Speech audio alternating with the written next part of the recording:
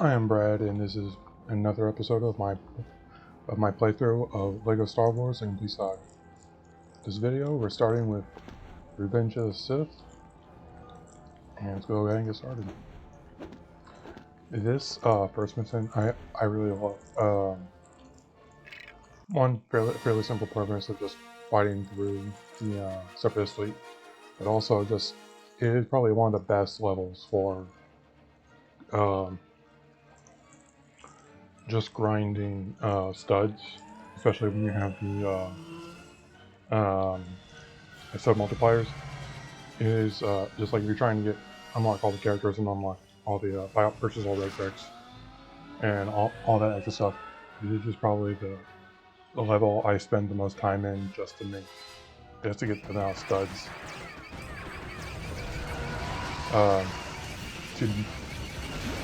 To actually like 100% the game.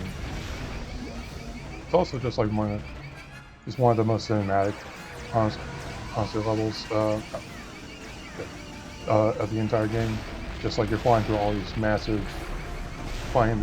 massive starships fighting one another. And, it's just so cinematic. I will say it is probably I forgot what I was gonna say.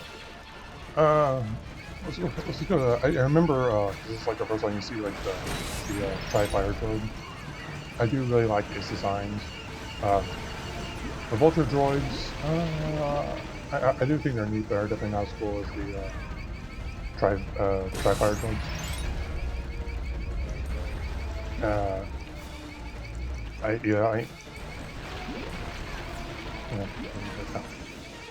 Also, probably also the easiest level to get all the trinkets in out of any level, because I think there is no like real like thing that like you need to come back and freeplay to get. Like there's no doors that are like blocked behind like you need like a TIE fighter to get through or a variant to get through. There's no like a special pathway you have to do like pretty much on rail, and there's no special move or anything. I will say when it comes to like the movement itself, I do think like the scene, the battle of Coruscant scene is pretty amazing. I also really like the talking about the tri-droid earlier. The buzz droids, those are also a very nice concept. Like they're using a special design droid to rip apart enemy ships. Red brick. Okay, doesn't matter. Yeah, I'm probably not going to do it. Probably not going to. Like I said, I'm not going to want. It's not going to 100% play through. I'm not going to try to get everything on camera, like all the characters and all stuff and all that. But it's kind of just like nice. It's like, it's just kind of like it does feel like really nice when like even though you physically trying to do that, you can still unlock everything. No, for run like I already have 2 Jedi. The only main kid I missed was that very first one, and you saw I just missed the red bit. It's also a pretty quick level, which I guess it makes sense. It was both a vehicle and the first level of this episode. So if I recall correctly, I think inside of I want to keep it important 11 for some reason. Inside the ship, just because I do think inside the ship it does make a few levels. At least I'm fairly certain. Though this also has a very this episode has a variety of locations. You have Mustafar. You have Utapau, I think it's called. You have the Coruscant, like the Jedi Temple mission. The over Coruscant. I guess technically, if there is 2 on the ship, that technically makes 4 levels in Coruscant space. But even then, it's still like very variety. It's like one's like an as an objective, like a massive space battle, and then you just have I think 2 inside just inside the ship, and there's General Kratos. I always would it be right to call him like a droid design, even though he's technically a cyborg? It's like, 'cause you don't see his like his organic body. It's not really much freak. It's just like more droids.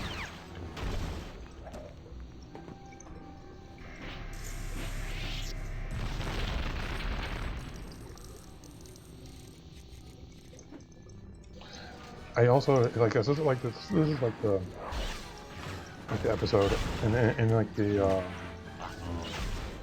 I think at least in the first like 6 movies, I think are the only ones I watched. Because I think out of all of them, it does have the best choreographed with the lightsaber fights. It just, even though there's I do have my hiccups or my critiques of some of the fightings. That's specifically more just the scene in which all the Jedi go to confront Palpatine. Like, you know, a lot of them just don't do much. It's really just between Mace Windu and Palpatine. But out of the other like Jedi Sith battles, you know,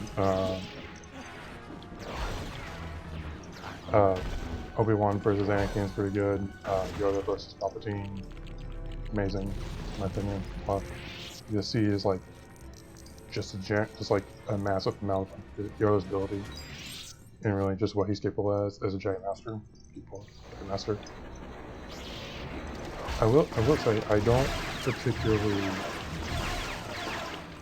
I think when this comes to the story, I think the biggest issue I have with the story in general, at least when it comes to episode 3, is just like it feels like the the ending with the part with Harden and R2D2 and C3D and White. This comes off to me as like a very lazy way of explaining how like they're in the original trilogy and don't know everything that's or doesn't know like things like Darth Vader's identity or anything, or who like, you know, what big role Luke plays in it. It's just, I understand it is a sort of thing they have to work around, just like give an explanation for it, but I felt very haphazard just to have like their mind like just wiped it very I mean, it always came off as very, you know, just like very candidly off to me.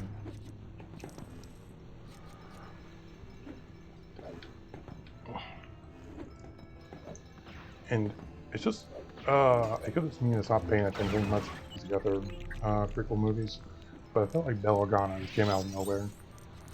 Again, I'm probably just not paying attention to the other movies, though.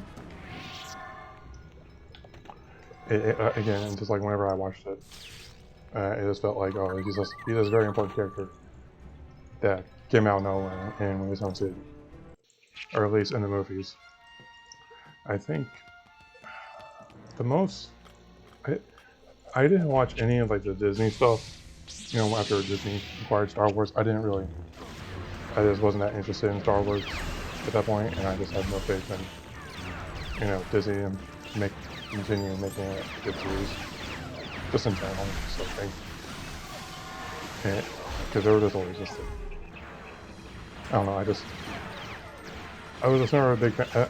It's just like, I think it's the only time I was really getting into it was right before it was announced Disney would was purchasing the property, and then I was just like, I kind of, I didn't, you know, I'm not too big on like a lot of Disney's,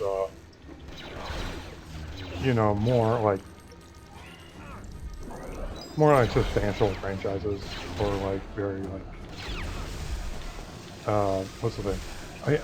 It's like I really just grew up in the time of like Disney movies. It's like I remember, like at one of the first shows, one of the first Disney shows I was actually like interested in was Even Stevens, and I was like, right, and it's like that, like early that early 2000s like Disney Channel kind of stuff is what I was more interested in. And then I think this maybe ends this level.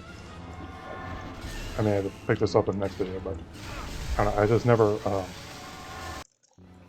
big fan of a lot of any other or any more significant Disney. Oh, okay, I guess it is in the level. And what level am I in? Kashyyyk, that's the one I was thinking about. I forgot I was missing. Forgot there was a level in Kashyyyk. But that's good. Oh, I completely forgot about this part. Well, not completely forgot about it. I didn't realize it was just immediate. What was I saying? Oh, yeah, by the time like Disney purchased Star Wars, like I was very much like in my mind was like I'm not a big fan of like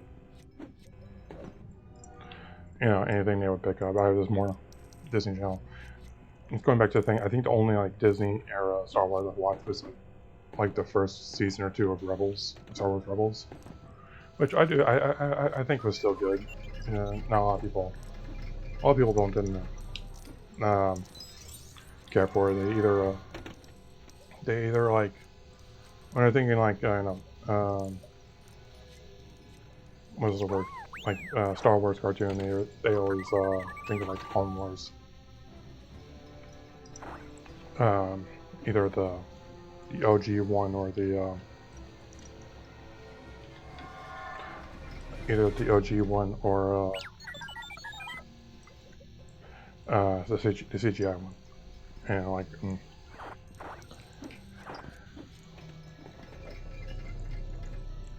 Yeah, I think this is the way to get it. Okay, yeah, I was a bit too close to that.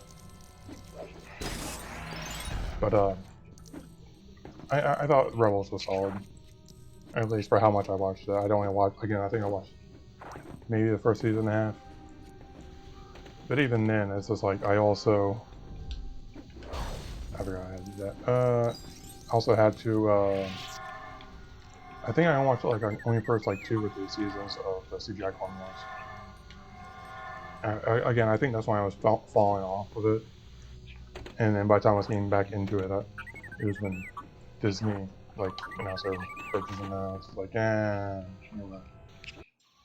But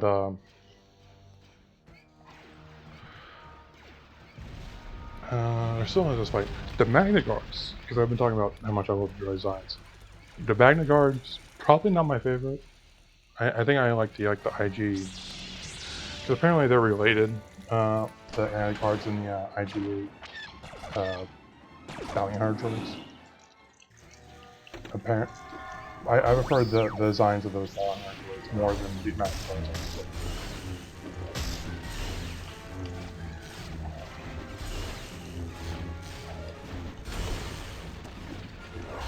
I don't know, it's just like something about the like how its head was segmented and it can the bounty hunter, and it's like it had eyes and it can see in any direction.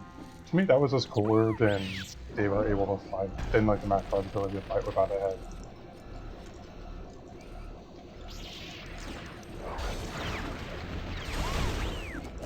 And so, and like that's a big reason why I just this is the end of the level, and close to the end of this video.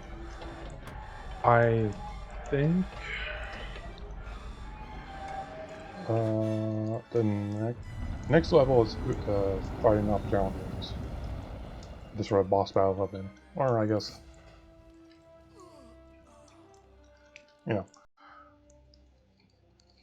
I'll get into the next video. But this one is these clone trooper helmets I don't like.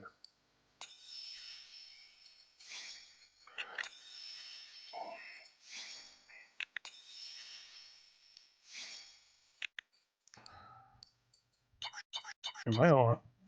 Man, I'll bet it's all later, but yeah, I think it's in the next video fighting General Grievous and then Kashyyyk. I think those are 2 levels. If I recall, those are 2 levels we'll be doing it in the next video, and I'll probably continue on. Okay, I just forgot what I was talking about, but see you in the next video.